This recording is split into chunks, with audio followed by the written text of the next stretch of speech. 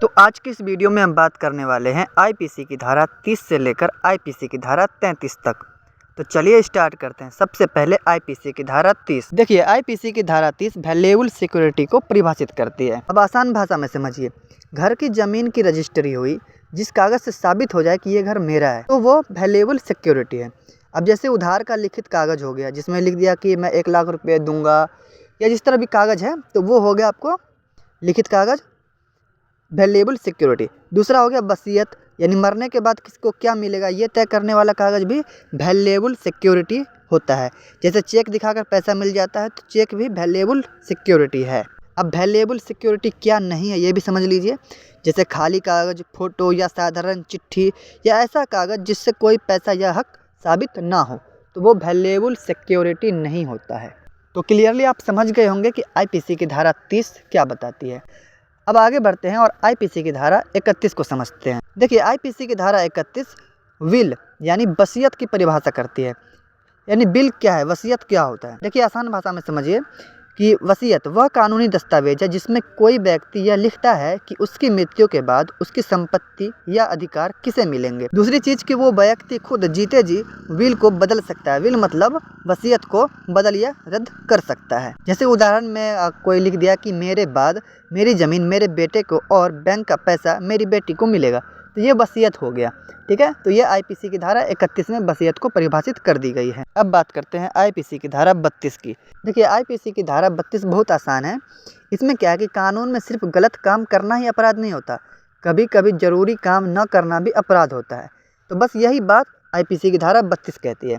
जो काम करना ज़रूरी था और आपने जानबूझकर नहीं किया, कानून उसे भी काम मान लेता है, गलत काम मान लेता है। ठीक है, जैसे ड्यूटी पर गार्ड था, चोरी हुआ, चोरी तो उसने नहीं की, लेकिन चोरी होने से उसने रोका भी नहीं, तो वहाँ पे गलत है ना ये।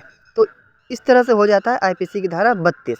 क्या कानून में सिर्फ गलत काम करना ही अपराध नहीं होता, कभी कभी ज़रूरी काम न करना भी अपराध माना जा सकता है। ओके, तो अब बात करते हैं आईपीसी की धारा 33 की। देखिए, आईपीसी की धारा 33 कहती है कि जब कानून में एक्ट या ओमिशन लिखा हो तो उसका मतलब सिर्फ एक काम नहीं होता, बल्कि कई काम या कई बार की गई लापरवाही भी हो सकती है। अब इसको क्लियर अच्छे तरीके से समझिए। पहले समझिए एक्ट।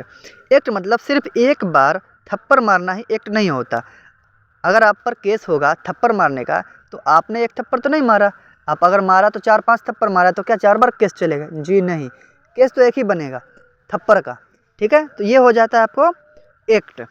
क्या है एक्ट? कि सिर्फ एक बार थप्पड़ मारना ही एक्ट नहीं होता। अगर आपने किसी को लगातार 5 थप्पड़ मारे तो वो पूरी सीरीज मिलकर एक ही एक्ट यानी मारपीट कहलाती है। ओके, तो सीधा हिसाब हो गया यहाँ पे। और एक चीज़ होता है ओमिशन, यानी चूक। चूक का मतलब है वो काम जो तुम्हें करना चाहिए था पर तुमने नहीं किया। अगर किसी जेलर को किसी कैदी को रोज़ खाना देना है और वो उसे 3 दिन तक खाना नहीं देता है, तो वो 3 दिन की चूक मिलकर एक ही ओमिशन मानी जाएगी। ठीक है, तो सीधा जवाब इसका क्या हुआ, सीधा हिसाब हुआ कि एक बार की गलती ओमिशन और बार बार वही गलती ओमिशन। ओके, तो इसका फ़ायदा क्या? देखिए, ये धारा इसलिए बनाई गई है ताकि कोई मुजरिम ये ना कह सके कि मैंने तो 10 बार लाठी मारी थी, तो मुझ पर 10 अलग अलग केस चलाओ, एक ही केस क्यों चला रहे हो, जो कि प्रोसेस को काफ़ी मुश्किल बना सकता था। इसलिए कानून कहता है कि वो पूरा कांड एक ही एक्ट माना जाएगा।